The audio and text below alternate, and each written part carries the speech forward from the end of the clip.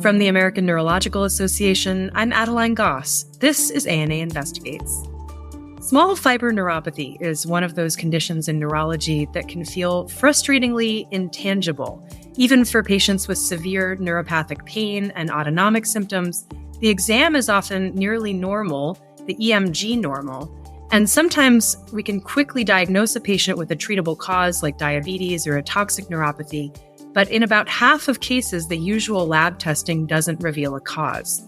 There's increasing evidence that autoimmunity may be a factor in some of these cases of idiopathic small fiber neuropathy, but how to test and who to treat with immunosuppression is less clear. My guest today, Louise Oaklander, is Associate Professor of Neurology at Massachusetts General Hospital and Assistant in Neuropathology. She's known for her work on small fiber neuropathies, and today we'll talk about new autoantibodies associated with small fiber neuropathy and where we are in treating this challenging condition. Welcome, Louise. It's so nice to have you on ANA Investigates. Thank you very much, Adeline, for inviting me and giving me this opportunity to speak with your audience. I was hoping we could just start by having you remind us all of how we define small fiber neuropathy. What are the typical presenting symptoms and signs? That's a great question because it's not an easy answer. So small fiber neuropathy is easy to define pathologically.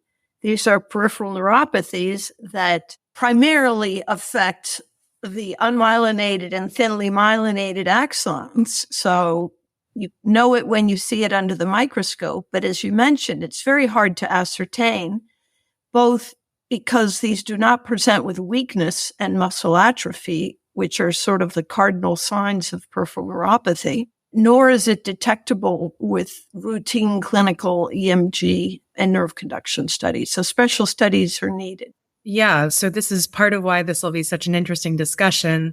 Classically, we think of small fiber neuropathy causing neuropathic pain, sometimes autonomic symptoms because of small fibers affected there, and also typically a length-dependent pattern.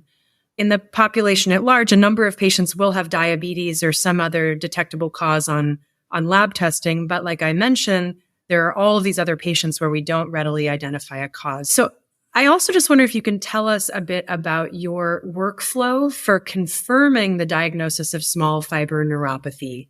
Briefly, what labs do you send first, and when do you escalate to a skin biopsy for nerve fiber density or for other advanced testing? So we should mention that there are case definitions, and the most recent one that I know of is the 2020 case definition that the first author was Roy Freeman. And I am one of the co-authors on that. That was a global consensus meeting. That study laid out criteria for diagnosing large fiber neuropathy, small fiber neuropathy, and mixed fiber neuropathy. And it used two tests, EMG nerve conduction study and the skin biopsy test, to distinguish between the different subtypes. So for small fiber neuropathy, you had to have an abnormal skin biopsy test, and you had to have normal EMG and nerve conduction studies. For most people in the world, they do not have access to these tests, and most insurers will not approve every patient. I've been fortunate enough to be funded by the NIH to develop metrics to improve diagnosis for small fiber neuropathy. And so I published and validated the Small Fiber Symptom Survey a few years ago. And we just in 2023 published our validation of MAGNET, the Mass General Neuropathy Exam Tool. And this is a one-page condensation of the pertinent parts of the standard neurologic exam that we found to be most productive in predicting who would or would not have an abnormal skin biopsy and or autonomic function testing. But let's just say that your diagnosis should be established, and if you can, ideally, it would be test confirmed. And then I think you have to very quickly, immediately screen the patients to exclude non-immune causes. And there's approximately, give or take, 12 tests or so that are recommended by all the experts, including the American Academy of Neurology.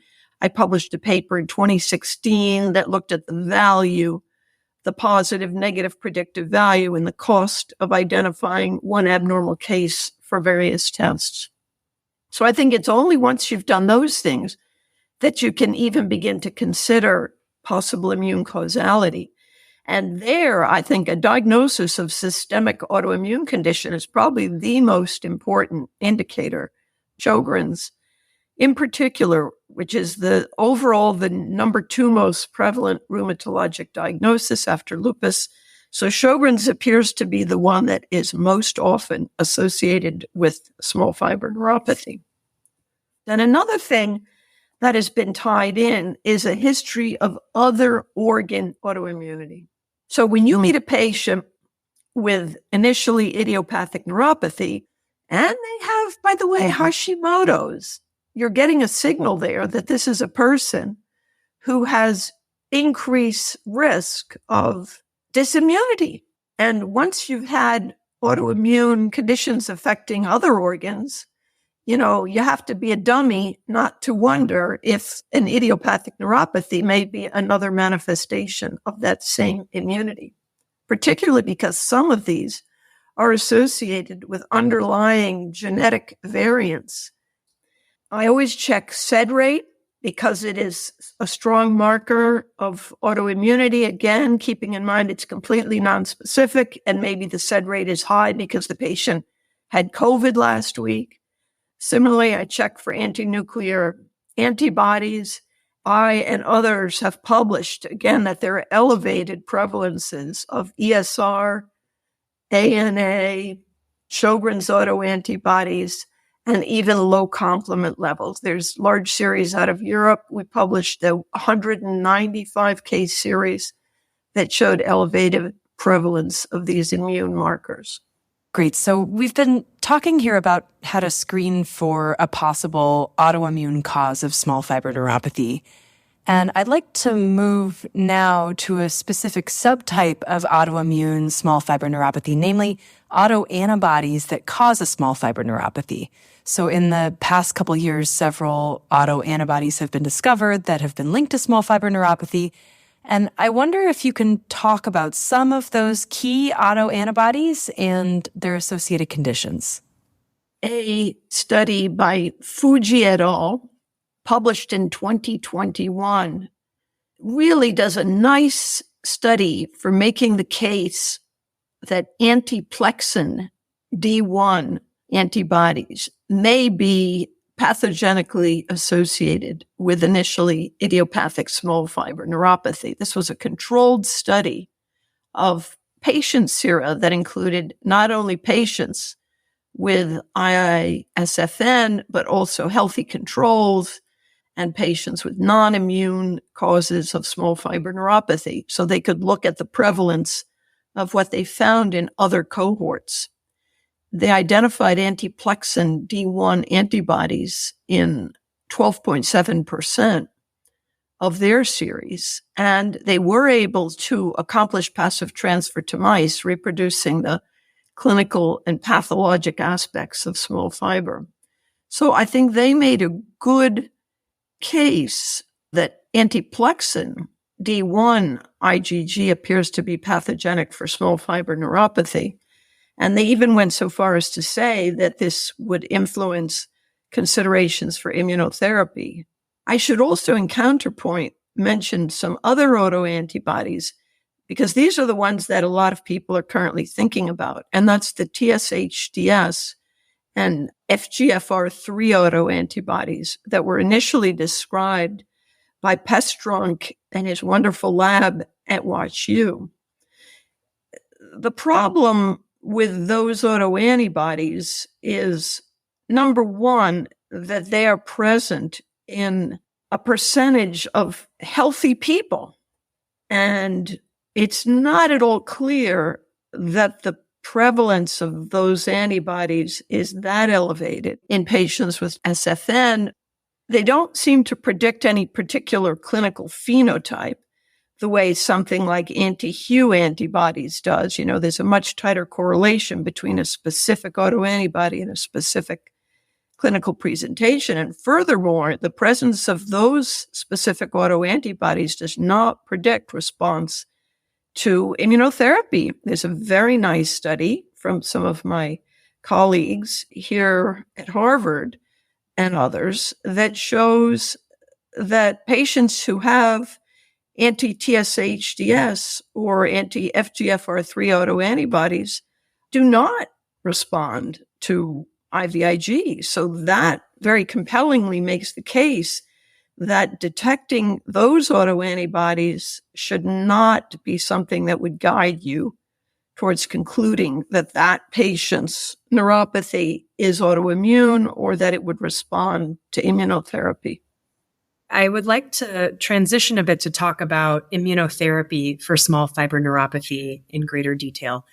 I see that you published a case series showing that patients with small fiber neuropathy who had some evidence of autoimmunity, like we've discussed, a known systemic autoimmune disorder that causes small fiber neuropathy like Sjogren's, that these patients improved when receiving 3 months of IVIG. While in contrast, there was a 2021 randomized controlled trial published in Neurology that found that IVIG was not superior to placebo in treating pain or autonomic symptoms from what they were calling idiopathic small fiber neuropathy. And that study actually excluded patients with known systemic autoimmune disease. And there hasn't been another large randomized clinical trial kind of assessing the space between these two studies. So I think this is a kind of a fascinating topic. And so given the state of the evidence, how are you as a clinician selecting patients for a trial of IVIG? I use multiple factors. There's no one factor that makes me come to this decision. And I only treat a real minority of patients, very few, with IVIG. What I'm seeing is that there's currently both overtreatment with IVIG and inappropriate use, as well as insufficient consideration of it in cases that I would judge to have high likelihood of benefiting.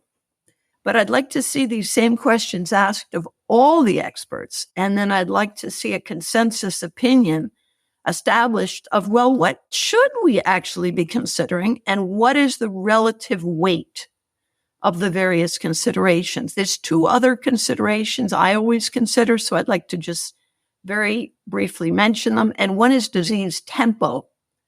So the case definition for small fiber neuropathy requires at least 3 months duration. I understand why they did that. It's to make sure that that's what you really have. But let's be honest about it. If somebody has an acute fulminant presentation, you damn well better be giving them a diagnosis and some attempt at treatment before making the wait 3 months. Also, patients with an acute fulminant presentation are more likely to have autoimmune causality than others. There's a very nice study that is literally just coming out. This study, published by the French group with the senior author Alain Créange, is the largest study I am aware of characterizing acute onset small fiber neuropathy. So they looked at a cohort of 20 patients who had presented acutely, and their definition of acute was that it was present. The maximum symptomatology was reached within 28 days. And they showed that in this cohort of 20, 85% of whom had pain and 60% of whom had dysautonomia, that 70% of the patients had IgG that immunoreacted against nerve tissues in lab assays. They identified a variety of peripheral nerve epitopes that the patient's sera was binding to.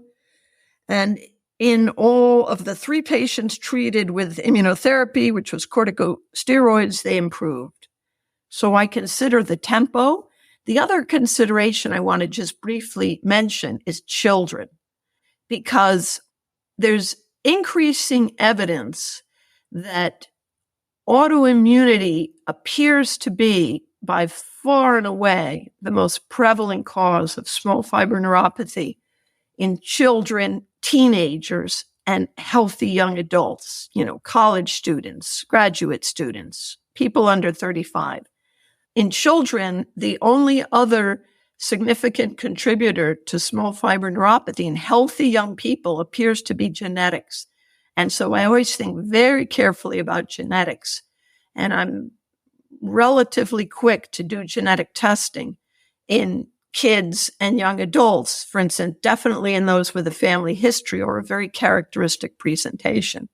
But nonetheless, the evidence published suggests that the prevalence of neuropathic gene variants, even in young people with small fiber neuropathy, is no more than 5 to 10%. And the vast majority of the others so far, the evidence supports disimmunity.